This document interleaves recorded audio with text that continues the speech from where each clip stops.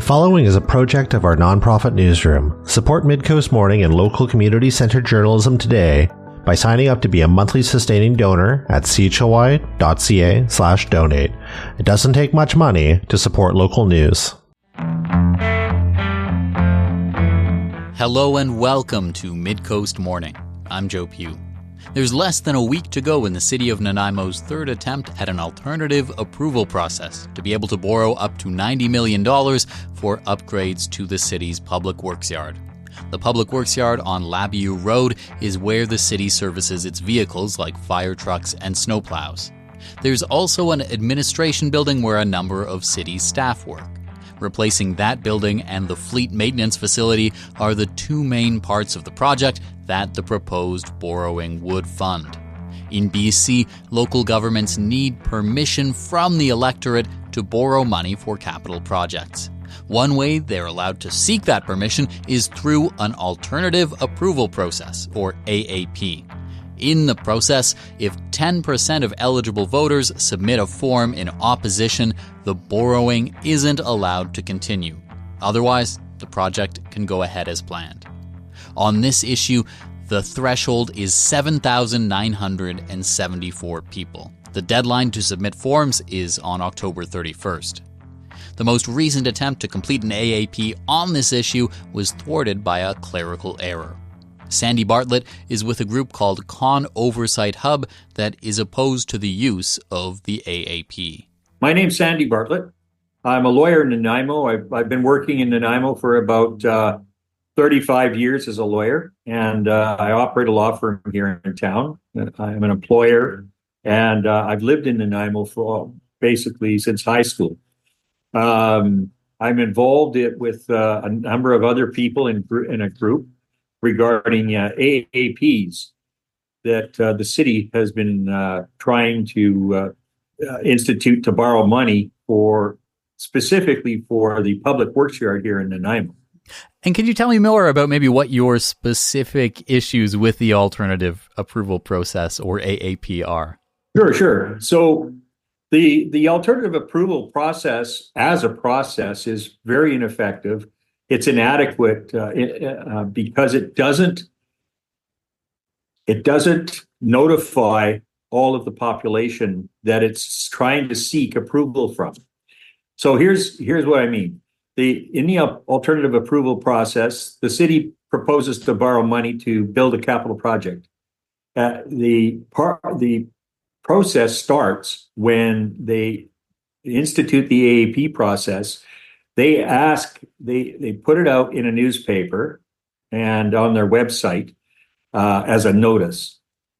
And if you don't, as a population, send back 10% of the population's signatures opposing what they're going to do, it's a deemed approval.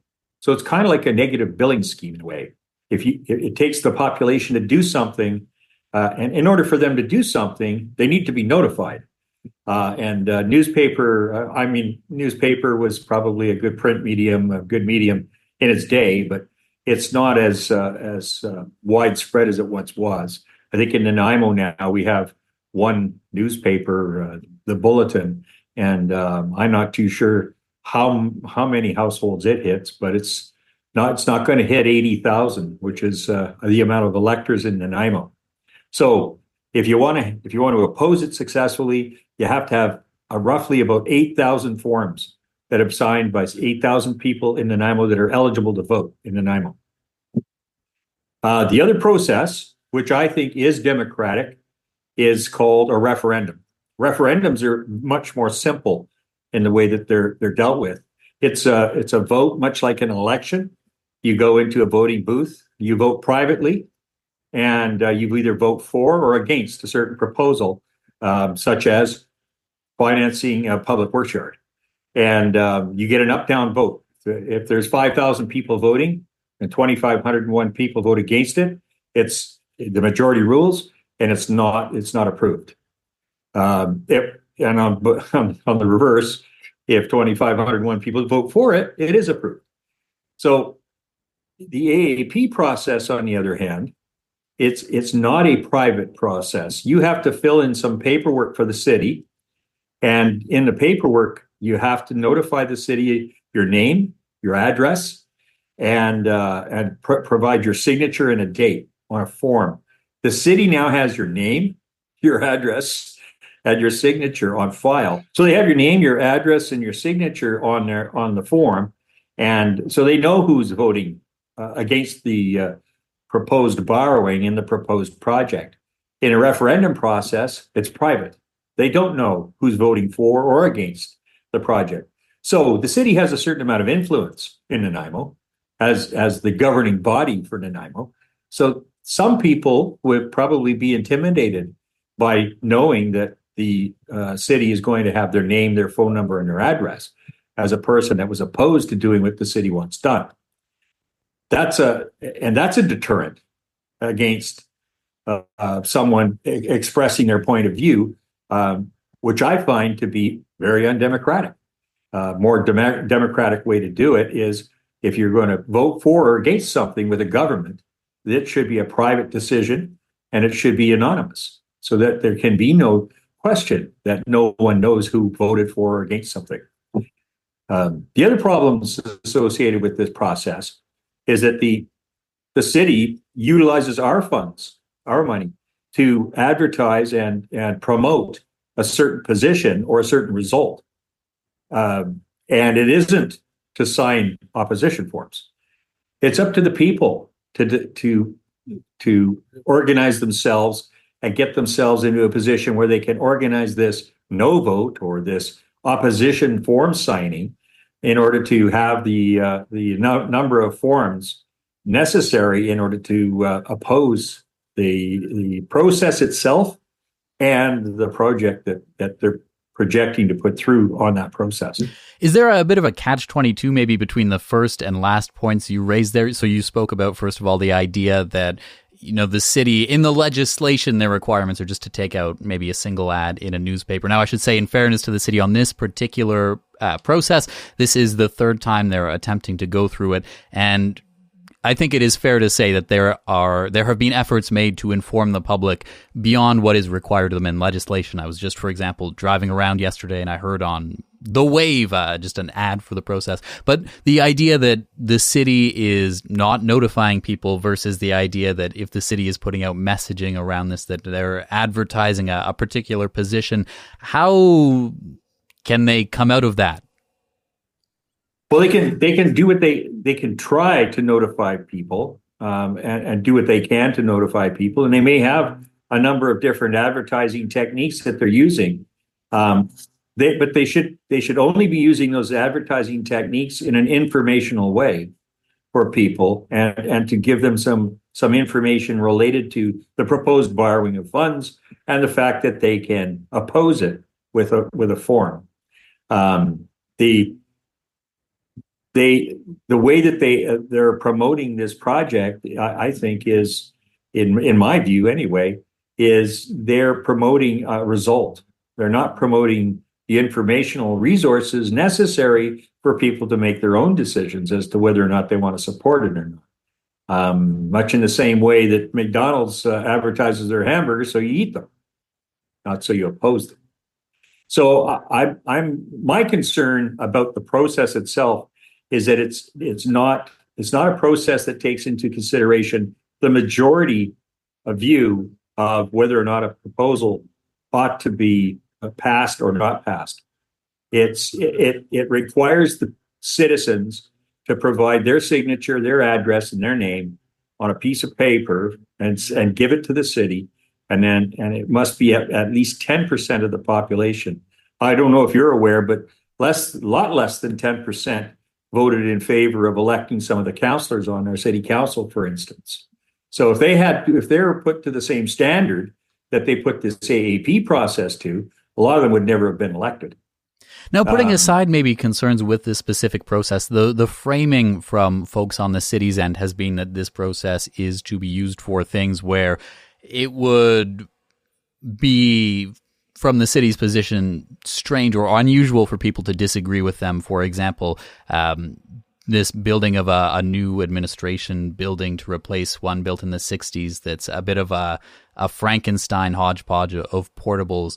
put together. Do you, putting aside your concerns about the process, do you have any strong feelings on the particular issue that this AAP is about? Yeah, so my understanding of this particular building project that they're promoting is based on a conceptual drawings, not on any building plans or engineered drawings or engineering or nothing. So they've gone ahead and they're asking the people of Nanaimo to borrow $90 million based on some conceptual designs, and that to me, that's a line of credit as opposed to a proposal to build a project that's backed up by some building plans and some real quotes or estimates.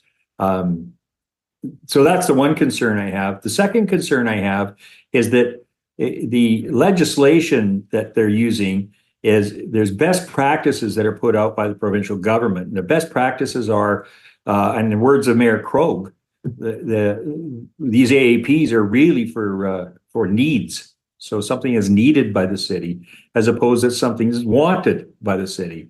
The classic example is the public works yard, which is the building is almost falling down, according to Mr. Sims, who's the public works yard superintendent out there. And so that's a need. So we need that. We need that building. There's another building they're building out there. It's an administrative building, which isn't a need. They plan to house a lot of different staff in that building, not just the public works yard people, but a lot of other staff too. So that is more of a want. And there's community centers is another example. So for instance, they want to build a South End's community center in the South End of Nanaimo, which is something the South End probably wants, but it's not needed. And they shouldn't be using AAPs to borrow money to build that either. So that's one of the other concerns I have about this particular project. The city has been offering tours of some of these buildings. Have you taken a chance and gone and seen them? I've looked at all of their material online. I've looked at all their material online. I've seen some of the videos that Mr. Sims has done. I've seen them viewing some corner parts of the building that there was some crumbling going on some of the concrete.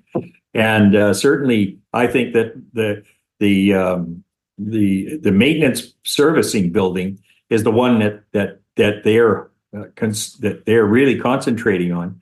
That building likely needs some upgrades, or it needs to be replaced, one or the other.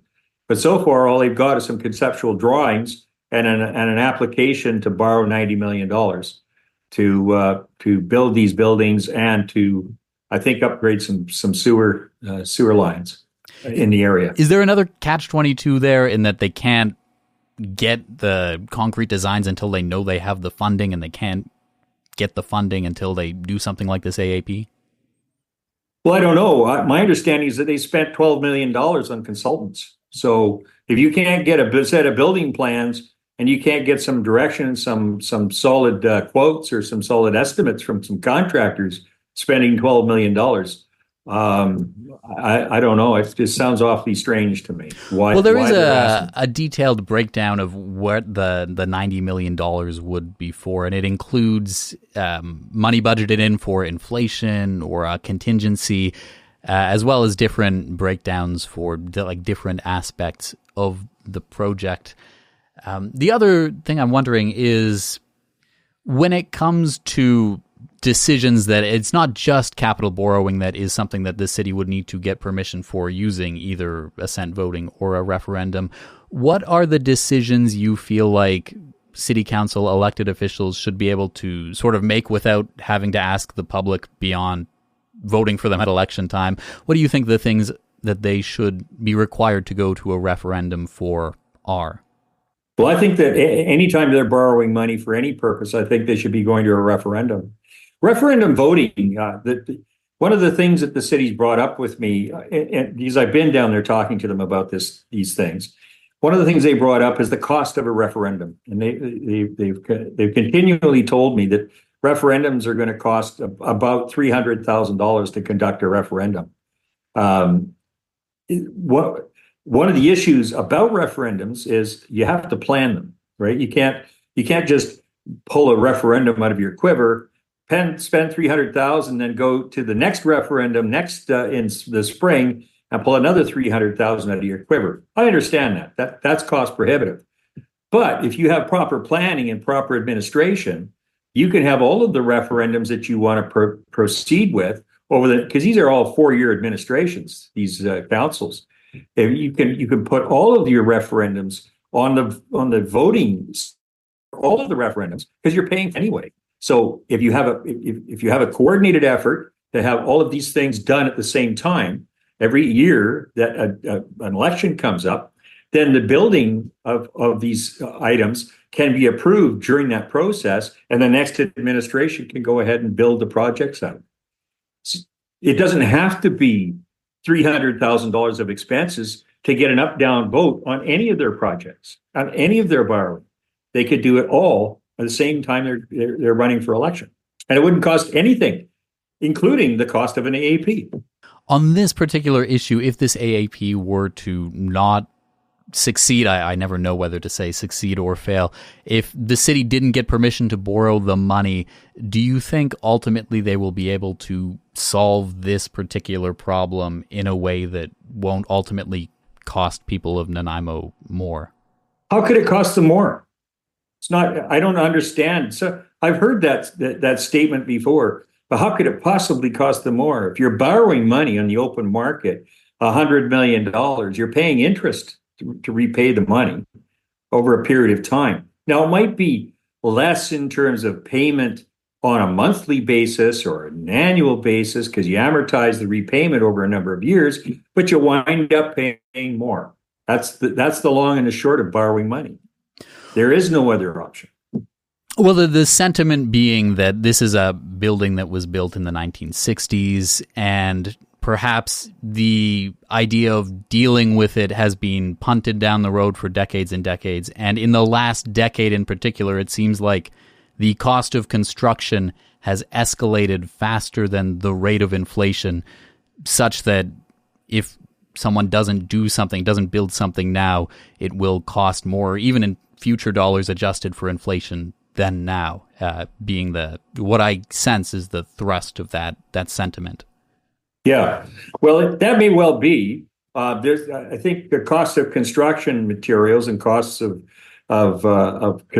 building buildings is cyclical. There's properties values and the cost of property and the cost of building materials goes up and goes down in cycles. So it very well might cost more in the future. But one thing is certain is if you borrow money, it's going to cost you more for sure.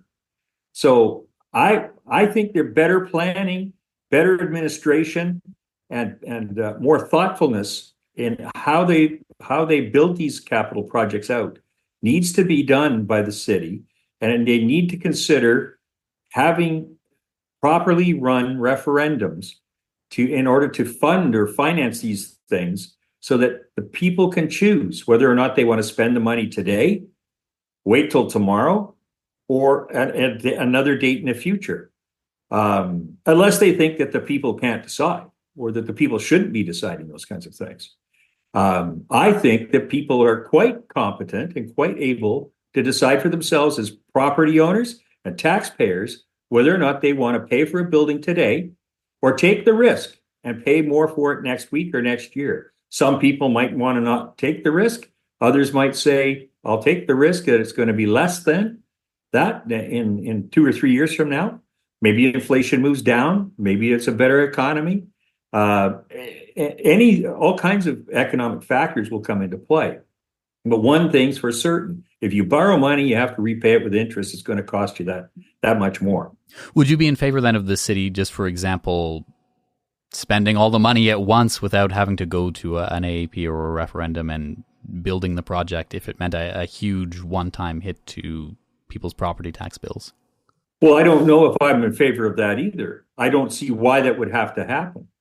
If you properly spend the time to plan out what it is that you need done over a period of 4 or 8 years, you can certainly come to terms with how you're going to raise the capital. And you can do that through the referendum process where people actually get to decide for themselves whether or not they want the buildings built or not through some kind of capital finance project. Now, if the city wants to take the point of view that they're going to build it out all in one phase and not borrow any money, well, they're going to have to go to the taxpayers and raise those taxes next year, and they're going to have to deal with the taxpayers when they do that.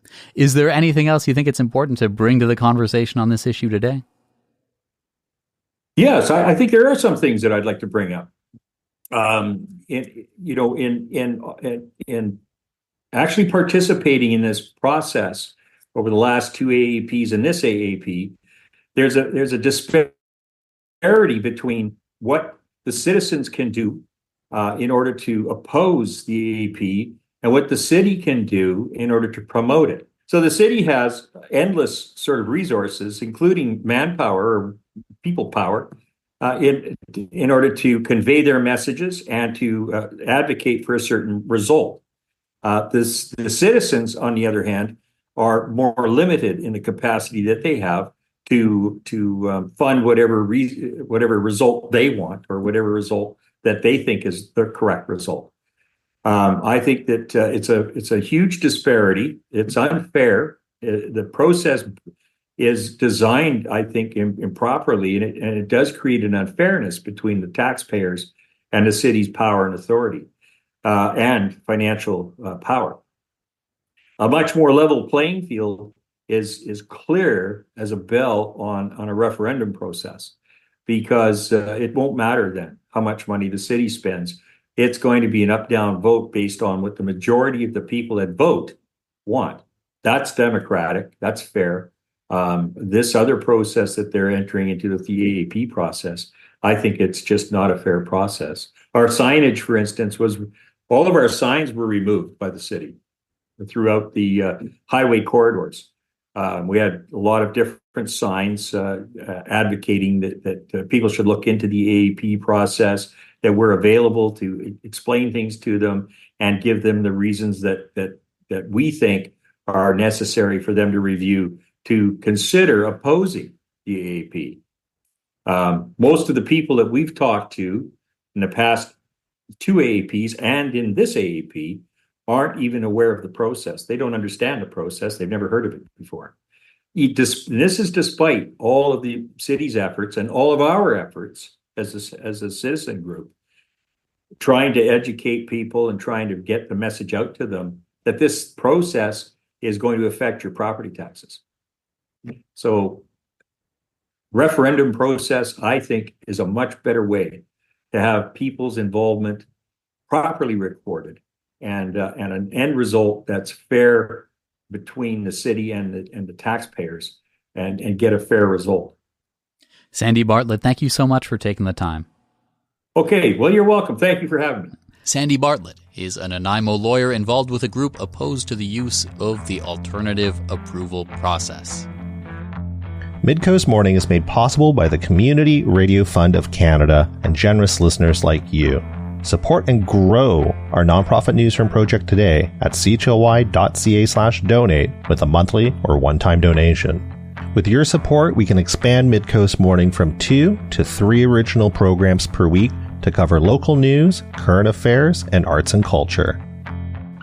We're talking about the alternative approval process underway, in which the city is seeking permission to borrow up to $90 million for upgrades to the public works yard on Labadee Road. I spoke with Nanaimo Mayor Leonard Krog, and do my best to be conscious of your time. Maybe to kick things off, what would you like people to be aware of as we head into the final week of the third go at an AAP on getting permission to borrow money to upgrade the public works yard? I would hope that people will carefully consider the fact that this project is important to the city. It's the reason council is doing it. We have done it based on good information and good evidence of the need and the importance. And I would hope that folks who are thinking about signing a form and returning it in opposition do not do so. This isn't for us as a council. This is for the citizens of Nanaimo, and arguably, and quite particularly, the people who work for us, who are working in conditions in buildings that are out of date and entirely inadequate for the purposes for which they were intended. Many of these structures were built a long time ago when this city was a much, much smaller place. We are a fast-growing 108,000 citizen city. It's important we have this infrastructure in place for public safety, for public use, and to ensure the efficient delivery of services and the maintenance of the equipment that we have. The city manages over $5 billion in public assets. People find that number shocking, but it's true. You take the roads we are responsible for, the buildings, the parks, everything else. This is a pretty small item in comparison to that total. And I think it's important that citizens pay attention and not be persuaded by, frankly, some of the very inaccurate information that's circulating out there about the costs and whether the process is fair or legal and all sorts of things, which are frankly not accurate and indeed in some cases blatantly untrue.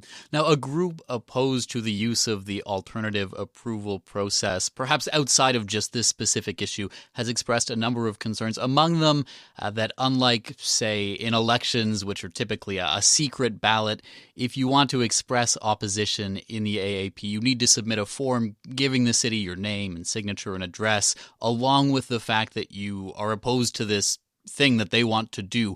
What's your response to that idea? Look, this is a legal process established by the provincial legislature and government of British Columbia that's been in place for decades. The only people who get to see those forms are our Director of Legislative Services, I believe one other person. Council members don't see them. City staff, other city staff don't see them. It is that form will be verified to ensure that the person who signed it is the person, in fact, who they claim to be, so that we avoid falsification of ballots and things of that, falsification of forms rather, and things like that. But, you hear wild rumors out there, oh, they're building a list. Well, I got news for you. Nobody's building a list here at City Hall. And indeed, I would be concerned if I was handing over that form to a canvasser, as it appears is happening, who then has my private information before they return the form to City Hall. Because you're not required to return it physically yourself, for instance. So you may be giving your form and your personal information to some canvasser who's opposed. And frankly, that's far more dangerous, in my view, in terms of protection of privacy, than it is returning it to someone sworn to uphold the law, as is our Director of Legislative Services. Another concern raised has been the idea that there's a power imbalance inherent to the process in terms of the ability of the city to maybe promote its position and the ability of individuals who might be opposed to it. For example, citing that signs that might get put up might get removed. And I'm wondering what your response is to that point. Well, look, I come back to this. This is a public project. This is for the benefit of the public. This is not for the city in the sense of the council and the city staff per se. This is a public project for the public good.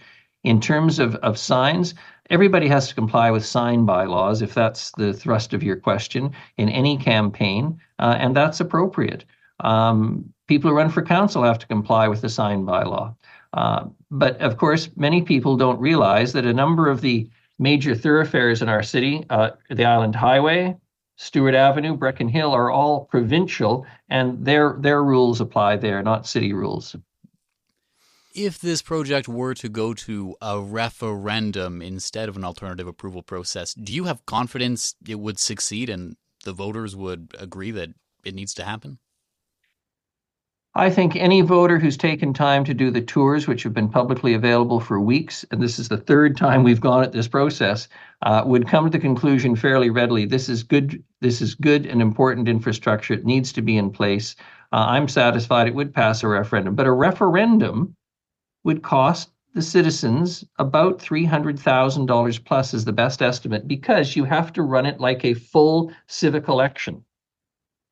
The alternative approval process is basically a way that provided for in legislation that says, look, if council's really got it wrong, you got to go out and find 10% of the voters who think they're stupid or nuts or it's dead wrong.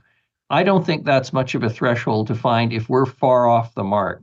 And I don't think we are. If you look at the evidence, if you look at the buildings, if you pay attention to the material, you look at the allowance for contingencies and potential increased cost, it is It's an opportunity for the city, if it's not, the AAP is not successful, to borrow up to 90 million. It's not borrowing 90 million, it's up to. We will borrow it, take the money as needed to complete the project, assuming we get the green light, so to speak, by October 31st.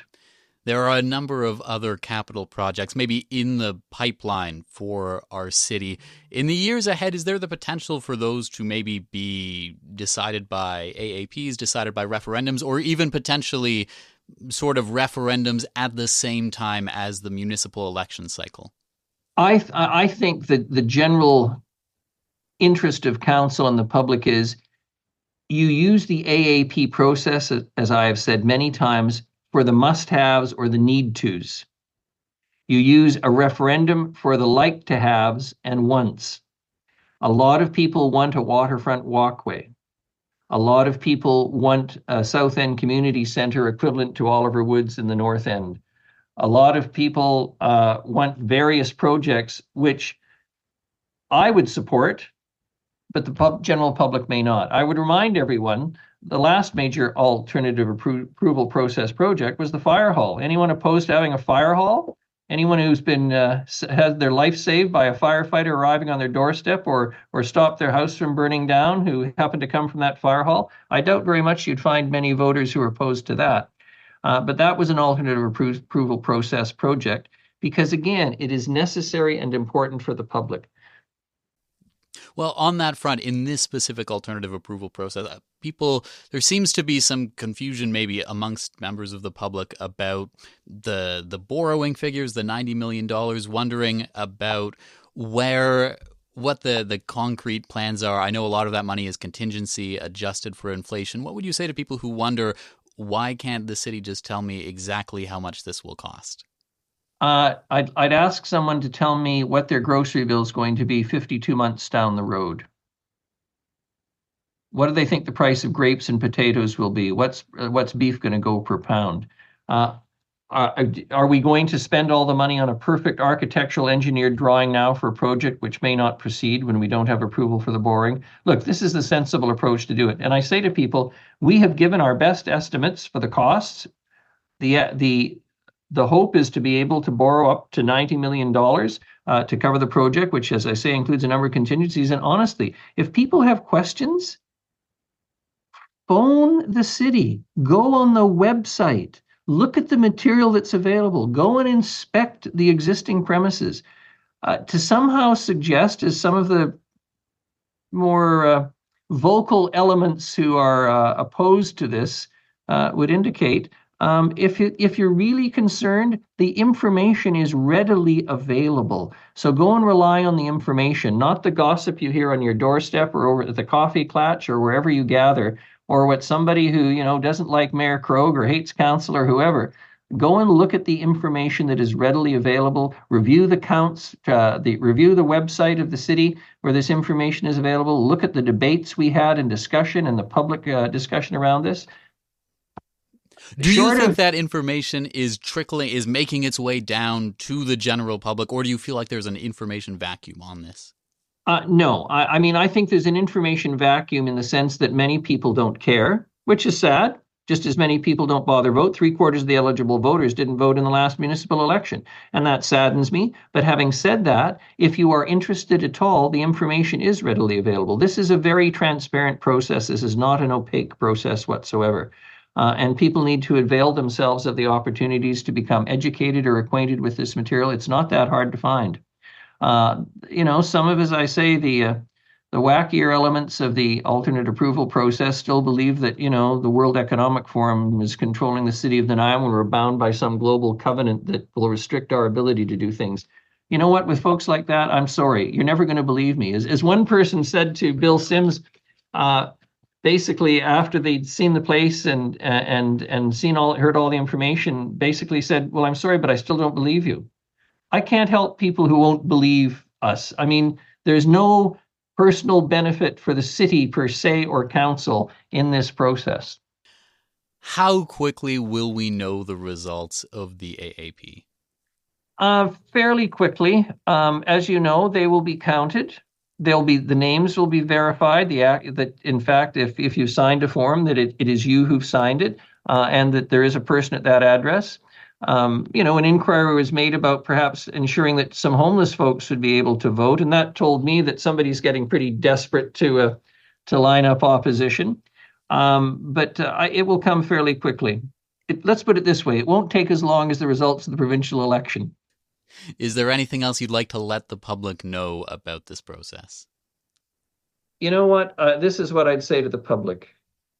At some point, you have to trust the public servants and the politicians you elect. This is the right thing for the city. I believe it. I support it.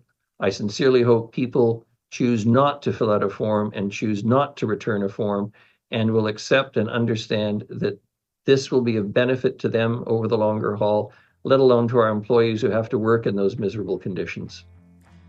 Mayor Krog, thank you very much for taking the time. Always a pleasure. Nanaimo Mayor Leonard Krog. The deadline to submit forms in opposition to the borrowing is October 31st at 4:30 p.m. That's our show for the day. Thank you for joining me. I'm Joe Pugh, host and producer of Midcoast Morning. Jesse Woodward is our executive producer, and RB Frew is our technical advisor. You can sign up for CHLY's newsletter at chly.ca/subscribe for updates from our nonprofit newsroom and more. Our theme song is First One by local Nanaimo band Waste Management. If you have a story you'd like us to cover, email us at news@chly.ca. That's all for now. I'll talk to you on another Midcoast Morning. Midcoast Morning would not be possible without the funding of the Community Radio Fund of Canada's Radio Meters program and listeners like you. Midcoast Morning is a project of CHLY's nonprofit newsroom. Support nonprofit journalism in Nanaimo and on the Salish Sea today by becoming a monthly sustaining donor at $5 or more per month. Support the program at chly.ca/donate. If you're already a supporter, record a voice memo telling others where you're listening from and why they too should support our work. After you're done, you can email it to us. Finally, this program acknowledges and gives thanks to the Nanaimo First Nation as we broadcast and podcast from their traditional territory. Thanks for listening.